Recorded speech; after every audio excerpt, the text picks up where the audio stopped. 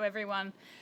So I hope I don't need to convince you why we're working on heart failure, but the point of my PhD project is to be able to detect biomarkers in heart failure patients, but in their saliva. So to avoid using blood and to have a non-invasive point-of-care diagnostic that we could potentially roll out in the future.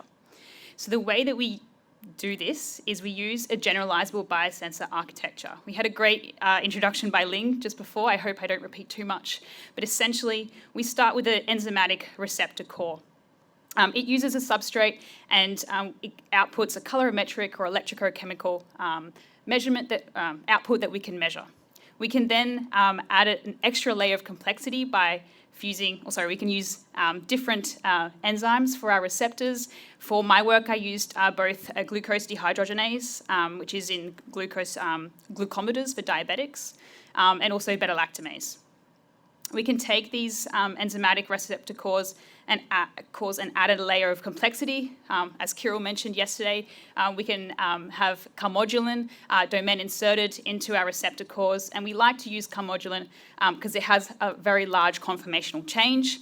It allows our enzymes to be in an inactive state and only be reactivated when we have our carmodulin binding peptide that binds. We then take this an extra layer further and we have our ligand binding domains, and that's how we can make these generalizable biosensors.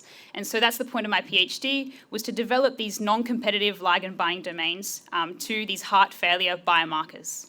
And we did this by mRNA display, and I won't go over that part. That was very well detailed by Ling, but we do use the same library, the FN3-con monobody. And so for the first one in my PhD, I used the S100A7 biomarker, and this is just an example of when we do have successful display, binder display, we can construct our biosensors, and when we titrate increasing concentrations of our ligand, we can see clear activation of the sensor. When we look at the linear rate of these, we can estimate a limit of detection about 1 nanomolar. For my biomarker, it was very nice. We needed about 180 nanomolar, but with dilutions, we were still within the range.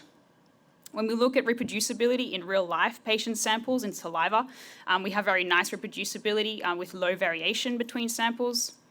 And when we look at a sample range of about 30 people, we have very nice correlation, about 80% with the gold standard ELISA that our collaborators use.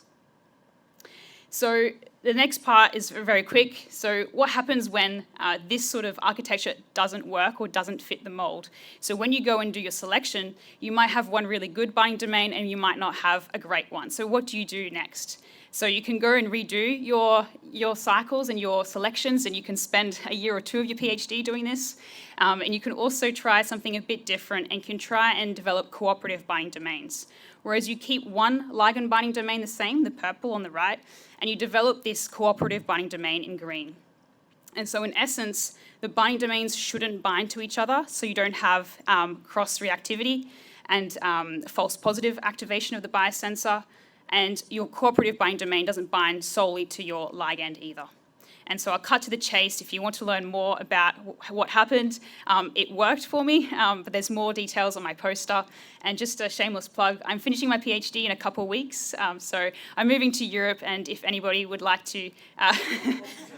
yeah, well, we should talk more. And so, yeah, I have poster, I think, number 29. Thank you.